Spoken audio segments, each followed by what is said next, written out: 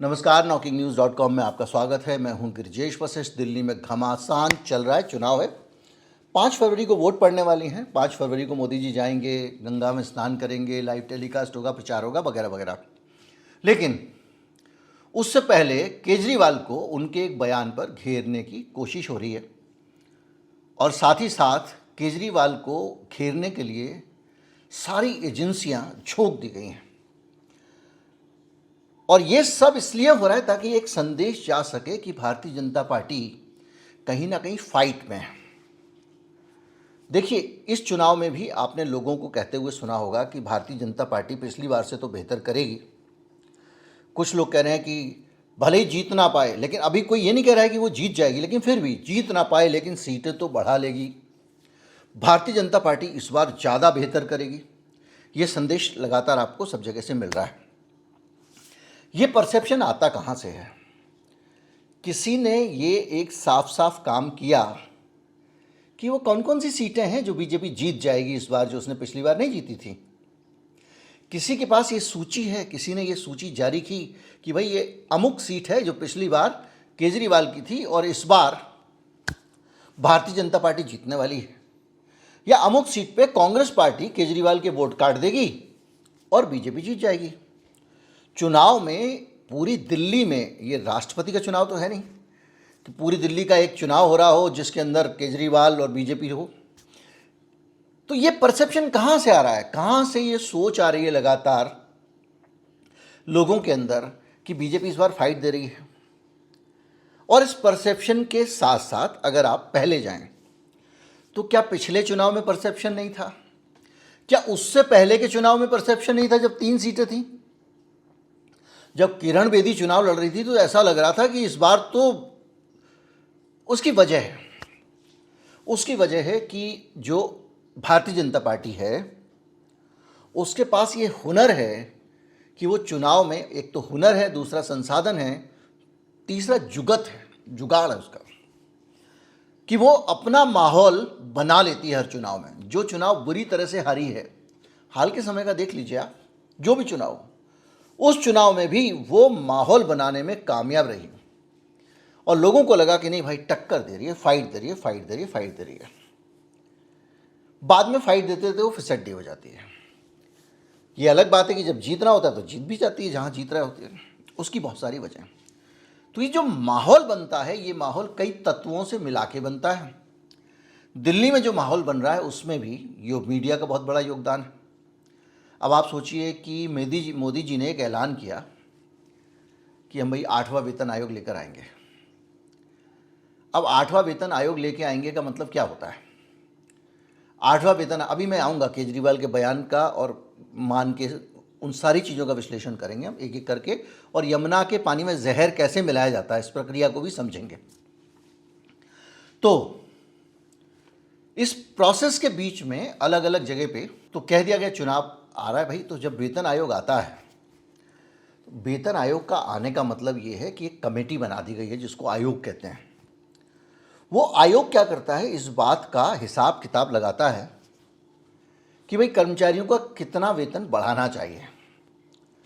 फिर जब वेतन आयोग आता है तो वो वेतन आयोग अपनी कुछ सिफारिशें देता है। उन सिफारिशों को केंद्र सरकार की जो कैबिनेट है वो मान्य करती है, नहीं करती है उसके हाथ में होता है। वो उसमें से कुछ सिफारिशों को अक्सर हटा देती है और जो मांग आयोग करता है उतना लोगों को मिलता नहीं है। और वो सिफारिशें कब लागू होंगी भविष्य में, ये भी केंद्र सरकार के हाथ में होता है, वो लटका देती है। मोदी सरकार का वेतन आयोग की सिफारिशें लटकाने का जबरदस्त खतरनाक रिकॉर्ड है।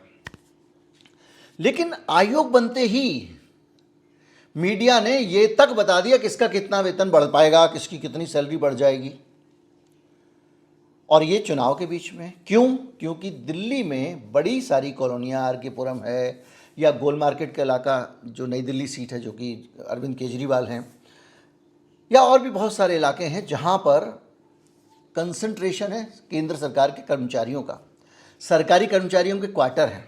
नई दिल्ली में भी बहुत बड़ा इलाका है, तो उस इलाके में सरकारी कर्मचारी रहते हैं, मतदाता हैं। अब अगर मीडिया बोलेगा उनको कि देखो भाई तुम्हारा वेतन इतना बढ़ रहा है, तुम्हारा वेतन उतना बढ़ा दिया मोदी जी ने, तो चुनाव पे असर पड़ेगा कि नहीं पड़ेगा? तो ये एक ऐसा झूठ मीडिया ने बोला जिसके कारण ये माहौल बन गया। लेकिन चुनाव आयोग क्या कर रहा है? चुनाव आयोग इस समय भारतीय जनता पार्टी के एक फ्रंटल ऑर्गेनाइजेशन की तरह काम कर रहा है। जैसे बीजेपी का बजरंग दल, वैसे चुनाव आयोग। अब आप कहेंगे साहब एक संवैधानिक संस्था है, आप उसके बारे में कैसे बोल सकते हैं? तो मेरा मानना यह है कि मुझसे पहले या किसी पॉलिटिशियन से पहले ये चुनाव आयोग की अपनी जिम्मेदारी है कि वो अपनी साख को बचाकर रखे और उसके लिए वो ऐसा आचरण करे जो न्यूट्रल हो। मीडिया ने अपनी साख नहीं बचाई तो आज सब उसको गालियाँ दे रहे ना, कोई उसको गोदी मीडिया बोलता है, कुछ बोलता है, रोज़ एक्सपोज होता है मीडिया। तो इसी तरह से चुनाव आयोग भी इस मामले में कूद पड़ा। अब आप कहेंगे वेतन आयोग से चुनाव आयोग का क्या लेना देना? तो वेतन आयोग से चुनाव आयोग का वही लेना देना है जो यमुना के पानी के प्रदूषण से लेना देना है। ऐसे समझते हैं कि जब इतना बड़ा झूठ इस देश का मीडिया बोल रहा था, इतना वेतन बढ़ जाएगा, उतना वेतन बढ़ जाएगा, तो चुनाव आयोग ने इस मामले पर किसी मीडिया हाउस को नोटिस क्यों नहीं भेजा कि आप झूठ क्यों फैला रहे हैं इस चुनाव के अंदर? चुनाव आयोग ने किसी भी मीडिया हाउस को और किसी भी नेता को क्यों नहीं रोका कि आप झूठ बोल रहे हैं? आपने केजरीवाल को रोका और ये कहने पर रोका कि दिल्ली के पानी में जहर है और दिल्ली के पानी में जहर मिलाया जा रहा है। केजरीवाल का बयान एक पॉलिटिकल बयान है, उसमें चुनाव आयोग की क्या भूमिका है? चुनाव आयोग की कोई भूमिका नहीं है। अगर आचार संहिता का उल्लंघन हो रहा हो, उसमें इस तरह की बातें कहना नहीं आता है। उल्लंघन में वहीं पे जो मुख्यमंत्री के खिलाफ चुनाव लड़ रहा आदमी, वो जूते चप्पल बांट रहा है, उसकी तस्वीरें आ रही हैं, पैसे बांट रहा है, उसके वीडियो आ रहे हैं, सब लोग देख रहे हैं। वो हर तरफ से जाके झूठे सच्चे वादे कर रहा है। और उस मामले में जब झूठा प्रलोभन दे रहे हो, शराब बांट रहे हो, तब आप इस मामले में कोई हस्तक्षेप नहीं करते हो। यानी चुनाव आयोग को मीडिया का झूठ बोलना, मोदी जी का झूठा ऐलान करना और बीजेपी के कैंडिडेट का नोट बांटना, ये सब करना दिखाई नहीं दे रहा है या वो देखना नहीं चाहता, आंख बंद कर रखिए। और अरविंद केजरीवाल को कहता है कि मेरे को 24 घंटे में जवाब दीजिए कि आपने ये कैसे कह दिया कि यमुना के पानी में जहर मिलाया जा रहा है। तो इससे पता लगता है कि चुनाव आयोग भी उनकी टीम की तरह काम कर रहा है, उनकी टीम की तरह दिल्ली पुलिस भी काम कर रही है और लोग भी काम कर रहे हैं, उस पर हम आते हैं। तो पानी में जहर कैसे मिलाया जाता है, अरविंद केजरीवाल के बयान का क्या मतलब है, इसको हम समझते हैं। दरअसल दिल्ली में जो पानी यमुना का है वो हरियाणा के रास्ते से आता है। कई जगह पर हरियाणा में रास्ते में बांध बने हुए हैं और उनके ज़रिए दिल्ली के पानी को रेगुलेट किया जाता है। और पानी की मात्रा अगर कम हो दिल्ली में आने वाली, तो इन बांधों से अतिरिक्त पानी छोड़ दिया जाता है। अतिरिक्त पानी इसलिए छोड़ा जाता है क्योंकि दिल्ली के अंदर जो पानी यमुना का आ रहा है उस पानी में प्रदूषण बहुत रहता है।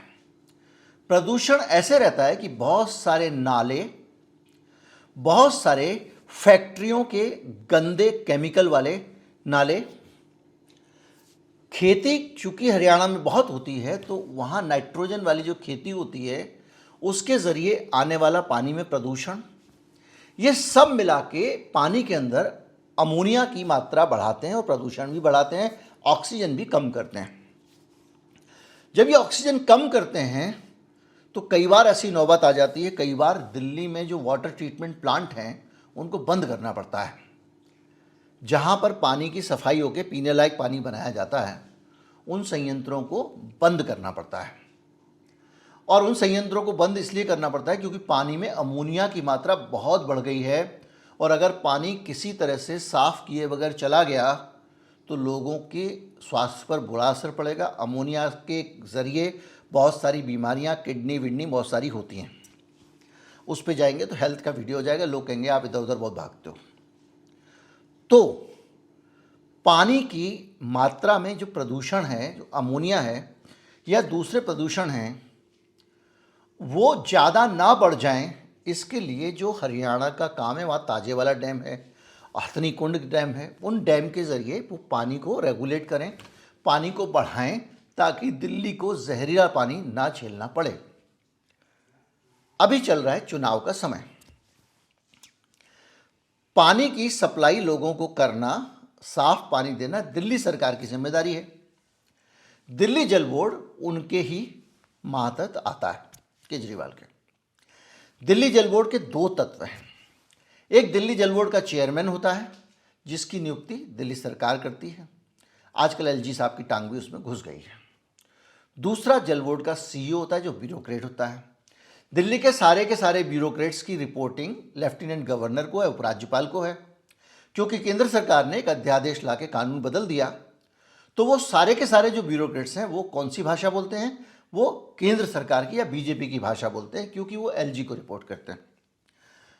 तो दिल्ली जल बोर्ड का जो सीईओ है वो केजरीवाल की बात को काट रहा है, यानी एक अधिकारी बात को काट रहा है, मुख्यमंत्री की बात, पूर्व मुख्यमंत्री की बात को या मुख्यमंत्री की बात को, क्योंकि मुख्यमंत्री भी यही कह रहे हैं आतिशी, और चेयरमैन की बात को भी काट रहा है।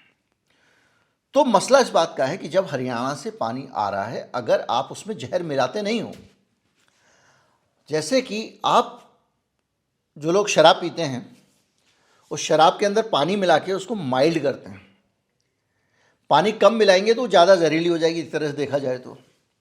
उसी तरह से अगर नहर में पानी आप अतिरिक्त नहीं मिलाओगे तो पानी जहरीला हो जाएगा। तो जहरीला आपके नालों नदी से गंदगी छोड़ने के कारण है। हरियाणा को यह पता होना चाहिए कि दिल्ली नामक एक शहर है जहाँ के 1.5 करोड़ लोग वो पानी पीते हैं जो तुम्हारे यहाँ से यमुना में जा रहा है। और तुम्हारे यहाँ से यमुना में अगर वो पानी जा रहा है तो कम से कम उसमें नाले वाले डालना तो बंद कर दो।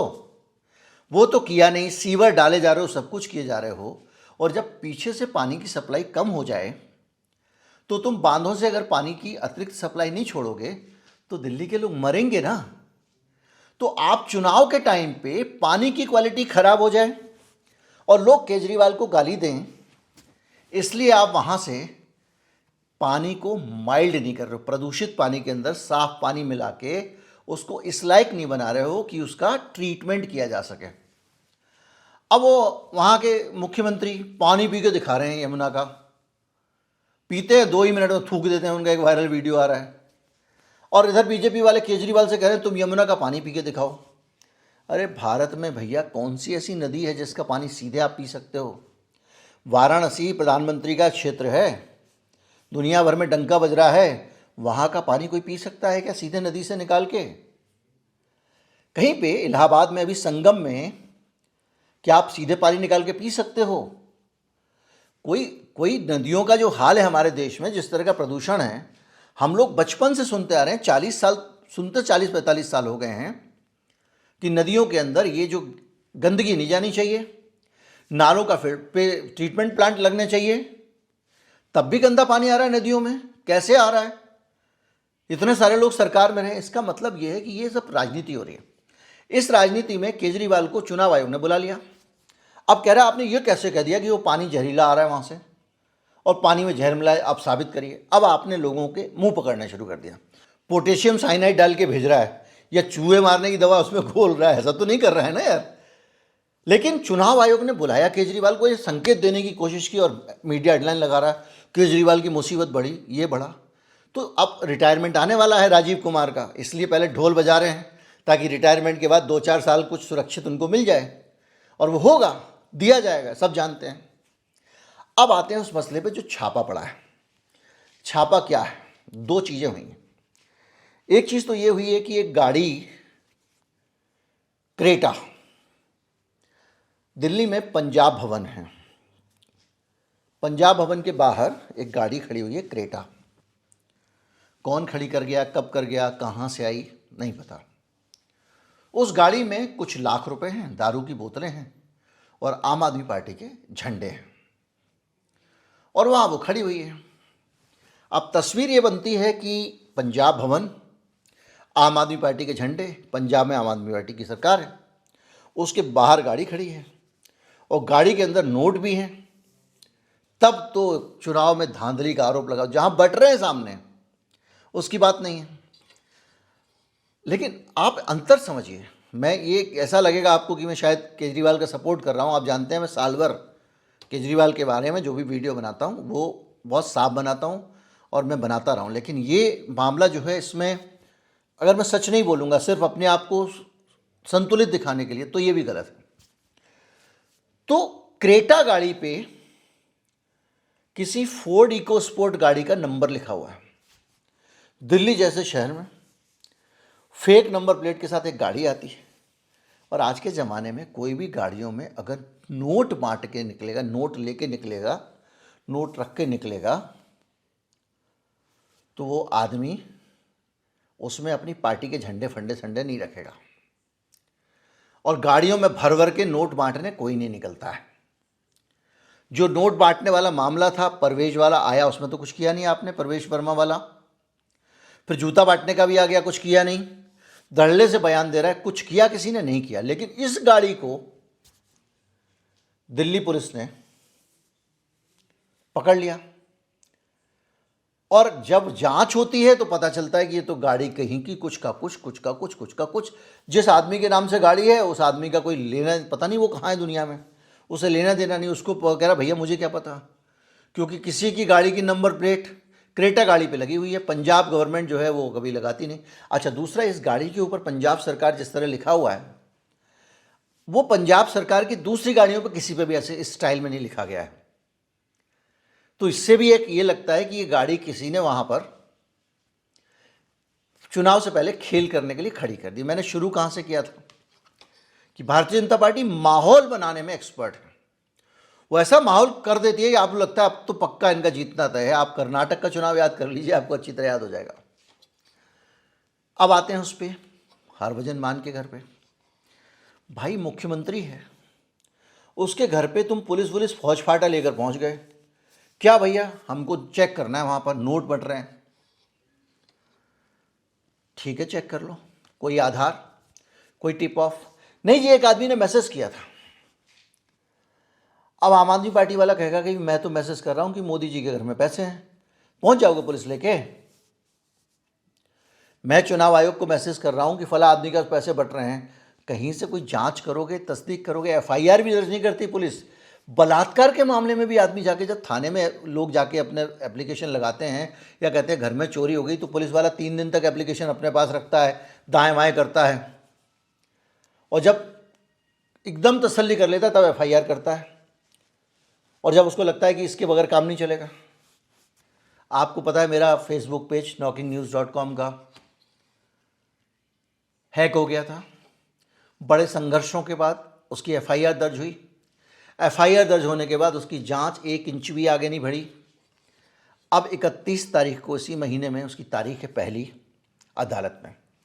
मुझे सभी समझदार लोगों ने ये सलाह दी है कि आप जाओगे, होगा कुछ नहीं, पुलिस कुछ नहीं करेगी, आपका पेज छुड़ाएगी नहीं फेसबुक से। फेसबुक भी किसके इशारे पर कर रहा है सबको पता है।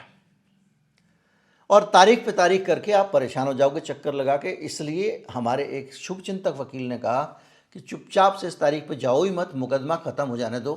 आपने तो दूसरा पेज खड़ा कर लिया है, उस पर फोकस करो। दुर्भाग्य देखिए, उस पेज के साथ में मेरा बैंक अकाउंट आज भी अटैच्ड है। जिन लोगों ने उसका सब्सक्राइबर खरीदा हुआ है, सब्सक्रिप्शन, वो आज भी भुगतान कर रहे हैं और भुगतान मेरे पास आ रहा है। उस पेज पे जितने वीडियो बने उसमें मेरी फोटो दिखाई दे रही है, मैं ऐसे ही खड़े होकर वीडियो बनाता हूं। उसके बावजूद उसका जो मालिकाना हक है उसको लेकर फेसबुक को संदेह है। तो फिलहाल तो ये जो मामला है, इस मामले में बुरी तरह से आप जो है एक कंप्लेंट पे पहुंच जाते हो। अज्ञात आदमी ने एक मैसेज कर दिया और आप चल दिए छापा मारने के लिए। चुनाव के टाइम पे तो हजारों फर्जी शिकायतें आती हैं। मीडिया हाउस के न्यूज़ रूम में हम लोग नौकरी करते रहे हैं। आधी रात को आएगा कि फलां जगह स्टेडियम में भारतीय जनता पार्टी के कार्यकर्ता जो है वो पकड़े गए हैं, इस जगह ये पकड़ा गया, नकली ईवीएम पकड़ी गई है। आप खबर नहीं चला सकते हो, आप जांच तो आपको पता है, और ज़्यादातर झूठी निकलती हैं वो। तो आप चुनाव आयोग इस पर मुख्यमंत्री के यहाँ छापा मारने पहुंच गए। तो कुल मिला के ये पूरा का पूरा जो रोल है ना एजेंसियों का, दिल्ली पुलिस, सीबीआई, वीबीआई, जितनी भी ईडी वीडी आप देख रहे हैं, और अब चुनाव आयोग भी इसमें शामिल हो गया है। ऐसा लगता है कि एक युद्ध में ना एक हरावल दस्ता होता है, फ्रंटल जो वॉरियर होते हैं, आगे आगे चलता है जब। अब भारतीय जनता पार्टी के हरावल दस्ते का काम एजेंसी कर रही है। जो हाथी पे बैठा हुआ है, हौद पे वो राजा बैठा हुआ है। उत्तर प्रदेश के मुख्यमंत्री दिल्ली में जो पॉलिटिकल भाषण दे रहे हैं, चुनाव का प्रचार करने आए हैं, उस भाषण की ट्विटर पे क्लिप्स डाल रहे हैं ऑफिशियल अकाउंट पे उत्तर प्रदेश सरकार के मुख्यमंत्री के ऑफिशियल अकाउंट का मतलब यह है कि उसको उत्तर प्रदेश की सरकार चलाती है, सरकार का जनसंपर्क विभाग चलाता है, और वो अकाउंट मोदी जी के प्रचार की वीडियो रिलीज कर रहा है। चुनाव आयोग धृतराष्ट्र। मोदी जी चुनावी भाषण देते हैं, चुनावी रैलियों में जाते हैं, ऑफिशियल प्राइम मिनिस्टर के अकाउंट पे वो जानकारी रिलीज की जाती है। आज तक सवाल पूछा। खैर, मैं उन सब जस्टिफिकेशन में नहीं जाना चाहता, मैं सीधी सी बात इस पे आना चाहता हूं कि जो आपको लग रहा है ये जीत रहा है, वो जीत रहा है, ये सब परसेप्शन पैसे से क्रिएट होता है। मीडिया है, हंगामा है, एजेंसियां हैं, शोर है, और बड़ा सा आईटी सेल है, वो माहौल बनाता रहता है। और उस माहौल से कभी कभी लगता है अच्छा टक्कर दे रही है बीजेपी, टक्कर दे रही है। किरण बेदी के टाइम में तो ऐसी कड़ी टक्कर थी कि मतलब किरण बेदी निकल जाएगी। लेकिन ये टक्कर वक्कर का माहौल सिर्फ और सिर्फ मुझे जो लगता है, जो वर्तमान मतदाता है भारतीय जनता पार्टी का, उसको रोक के रखने का प्रयास है।